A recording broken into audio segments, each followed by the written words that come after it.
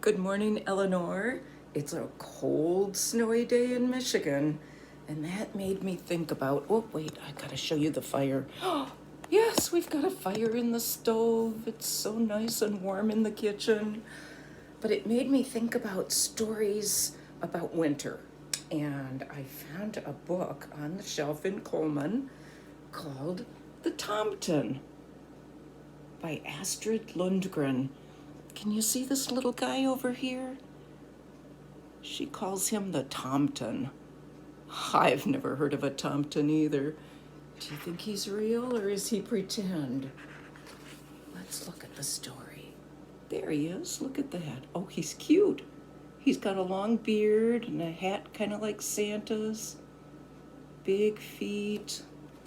All right, let's see what this book says about the Tomten. It is the dead of night. The old farm lies fast asleep, and everyone in the house is sleeping too. The farm is deep in the middle of the forest. Let's see if I can show you the picture. Once upon a time, someone came here and cut down trees, built a homestead, and farmed the land. No one knows who. The stars are shining in the sky tonight. The snow lies white all around. The frost is cruel. On such a night, people creep into their small houses, wrap themselves up, and bank the fire on the hearth. Here is a lonely old farm where everyone is sleeping, all but one. The Tomten is awake. He lives in a corner of the hayloft and comes out at night when human beings are asleep. He is an old Tomten who has seen the snow of many hundreds of winters. No one knows when he came to the farm. No one has ever seen him, but they know he's there. Sometimes when they wake up, they see prints of his feet in the snow, but no one has seen the Tomten. Well, wait a minute. Ah, there's a cat. The cat has seen the Tomten. On small, silent feet, the Tomten moves about in the moonlight. He peeps into cowshed and stable, storehouse and tool shed. He goes between buildings, making tracks in the snow.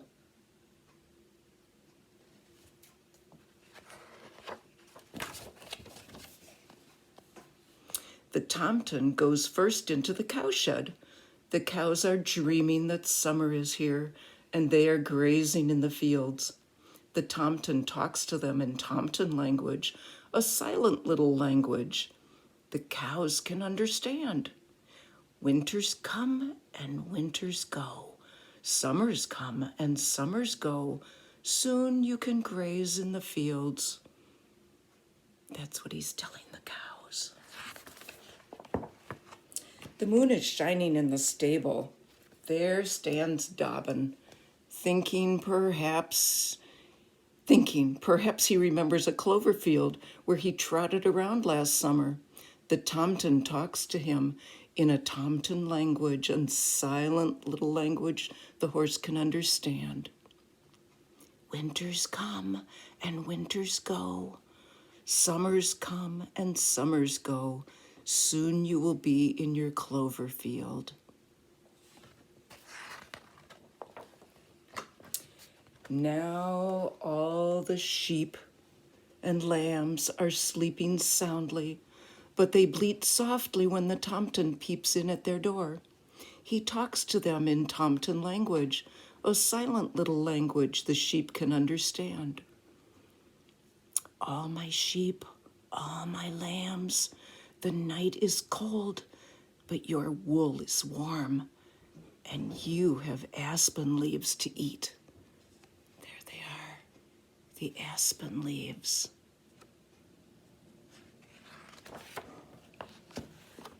And then on small, silent feet, the Tomten goes to the chicken house. The chickens cluck contentedly when he comes. He talks to them in Tomten language, a silent little language the chickens can understand. Lay me an egg, my jolly chickens, and I will give you corn to eat.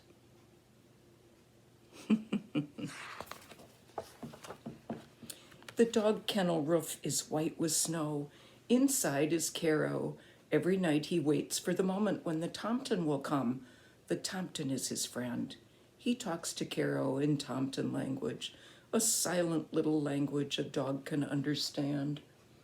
There's Caro, and there's the Tomten talking to him. Caro, my friend, is it cold tonight? Are you cold in your kennel? I'll fetch more straw, and then you can sleep. Aw, that's really nice, isn't it? The house where the people live is silent. They are sleeping through the winter night without knowing that the Tomten is there.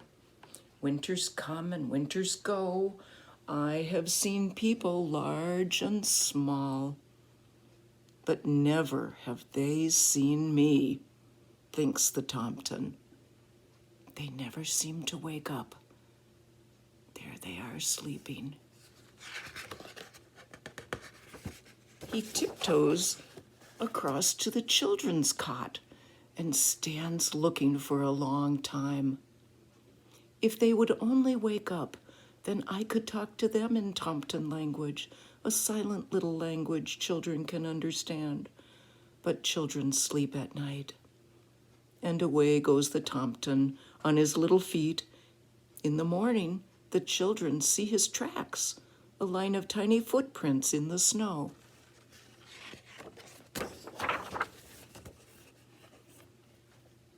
Then the Tomten goes back to his cozy little corner in the hayloft. There in the hay, the cat is waiting for him, for she wants milk. The Tomten talks to the cat in Tomten language, a silent little language a cat can understand. Of course you may stay with me, and of course I will give you milk, says the Tomten. Another friend. The Tomten has many friends on the farm, doesn't he? Winter is long and dark and cold, and sometimes the Tomten dreams of summer.